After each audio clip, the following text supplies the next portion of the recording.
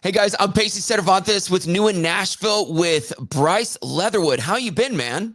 Man, doing great. We've been all the fans and everybody that have been reaching out and asking me what's been going on. It's been really cool, man. Been really cool. So you won The Voice December of 22, correct? Correct. Yeah. So what's life been like? It's been roughly 2 years. Yeah. What have the last 2 years of your life been like? Man, it's been wild. I've been, of course, playing tons of shows. I played, in front of thousands and thousands and thousands of people. But beyond just the road, I've been here in Nashville writing. I've been writing, building this first debut album, and really pushing for great music. So I think it's been a whirlwind, man. It's been incredible, incredible. So when you say you've been writing, like, does it? Sorry, this probably may sound ignorant, but about how long would you say it takes you to write a song? So I'm signed to a publishing deal, so I get to go write pretty much 4 to 5 days a week. So I'm writing every day, and your average write will take about 5 hours. As you're sitting with other very talented songwriters, you get to come up with some great ideas, and hear other sides of ideas that you may not have come up with yourself. And it's a collective fun thing to do, man. It's so organic, and I do write by myself a good bit, but also when you're with other people, man, you can come up with some great ideas that you never would have come up with yourself. So Yeah. yeah, about 5 hours, I'd say. Yeah. Do you this is like me being OCD and like, criticizing myself. Do you ever look at what you wrote and then you think almost too much about it and you're like, "You know what? No, that sounds bad," and do you ever look back and think, I should have just left it alone and kept it the original that I wrote it? Oh, 100%, man. That happens all the time. I think if you look at something under a microscope for too long, you can kind of lose sight on the grand scheme of things. I think that's the beauty about songs, man. They're there forever, so you can always go back and revisit and go through your catalog or go through all the songs you've written and be like, wow, that was actually a really good song when you're not under the microscope on it. So yeah, Yeah. 100%. I'm sorry, I have to say this. Your hat, is it is it the camera angle or is it just really big? I think it's the angle, man. It's a big hat. It's a Serratelli hat. I just got this the other day. My gosh, I was like, yeah, no, it actually looks cool. I was like, where'd you get it? Yeah, man. Boot Barn sponsors me, so they let me go pick out some cool hats, man. I Oh yeah. like this one. Yeah. No, Boot Barn definitely. I love I think they have the Jason Aldean collection that I really like. Oh yeah. Yeah, they're good. So, sorry, back to me. Sorry, I just got distracted by that. My bad. Back to your music. Is it true? So your grandfather kind of introduced you to music? Yeah, man. So he had a farm down in Macon, Georgia, and that was kind of where, I'd go as a kid during the summers and before I could even, sing or anything like that, I was listening to, Conway Twitty and George Jones, and it was kind of like the soundtrack in the background of my life growing up. So it influenced me in a way I didn't know yet at the time, but growing up and wanting to do music is just that's what felt natural to me, my voice, my sound and all that stuff. Yeah. So going from Macon, Georgia to a big city like Nashville, like what is the culture shock there? Oh man, it's cool, man. Because I did spend 8 months in LA, so it ain't that wild. Ah, okay. Yeah, that's true. It's cool, man. I call it redneck paradise up here because you can do whatever you want. It's Yeah. if you love country music and you're passionate about it and it's your life, there's no better place in the world to be. Right. Okay, so then I guess my question then goes to going from Macon, Georgia to LA. Like when you landed in LA, how crazy was that? That's like a whole nother planet, man. Especially for a guy like me, it was fun though. It was definitely a new experience. I think I was very blessed to be able to have that experience. The voice is really cool, man, and they do such a great job out there, and they really try to tailor it towards you. So they made it pretty easy for me. So like what did they do anything to like get you to remember your old like your place like back in Macon, or did they kind of show you around like LA, or were you kind of left on your own like, hey, here's the city, have fun? No, yeah, well, unfortunately, during that time, we were looking at 2022. That was 2 years post COVID since it Oh started, yeah. so we're still kind of in the heat of all that, and they wanted to be careful with us, so we had to kind of be confined a little bit, but that was understandable. You're out there for an opportunity, to be on a show, and so we all understood that. But it was fun, man.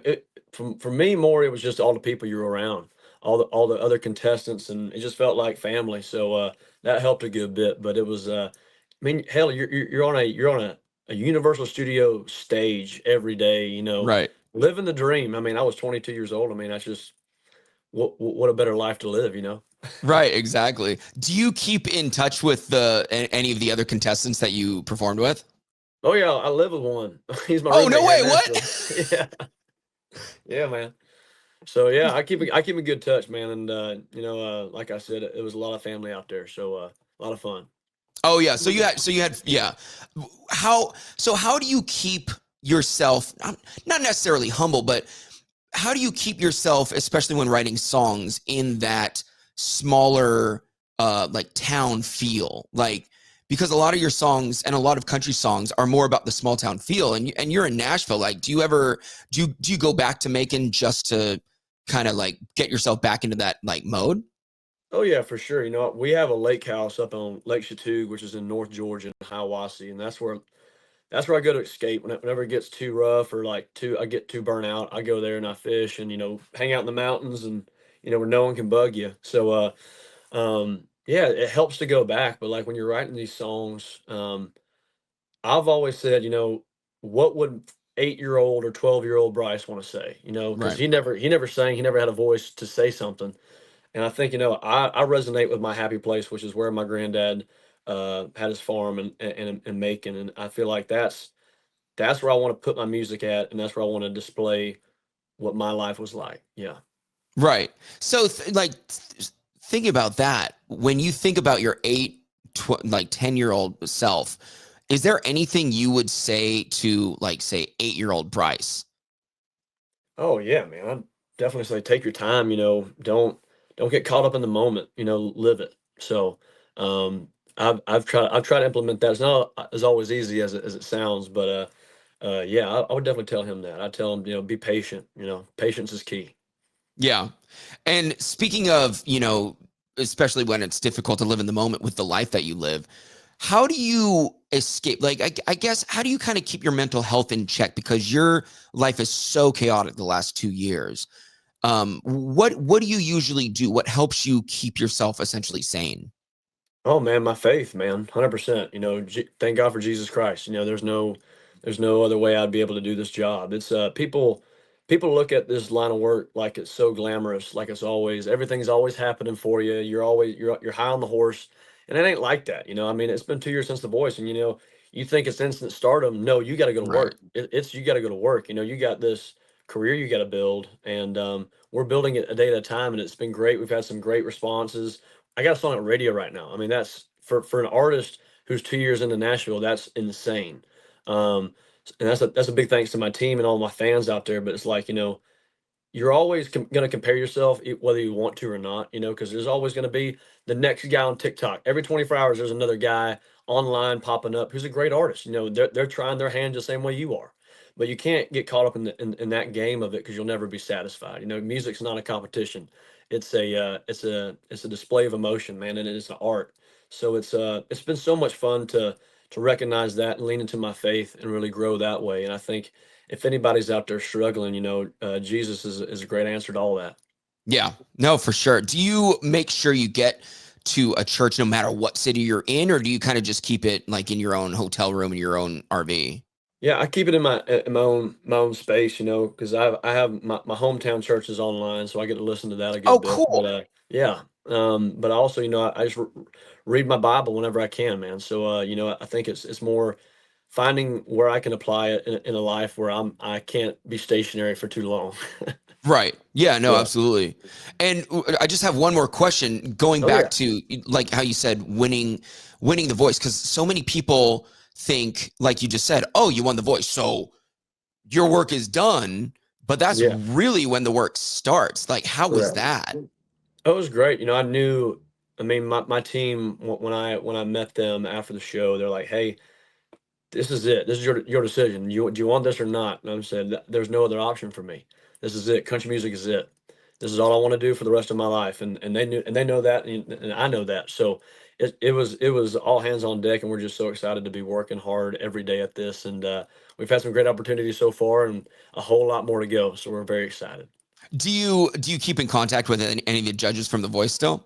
I mean, Blake, yeah, a good bit. Blake's doing good. He's he's got a new song come out, but Yeah, he's on Texas. his farm now. He's taking a little slower, but hell, he's gonna kick it up. He's gonna have another tour next year, I'm sure. And but he's a good dude, man. He's a great role model and a great inspiration. Yeah, that's awesome. He's a great mentor, huh? Oh yeah, oh That's yeah. awesome. Awesome. Bryce Leatherwood, thank you so much for coming on. I appreciate it. Thank you, boss. Appreciate it.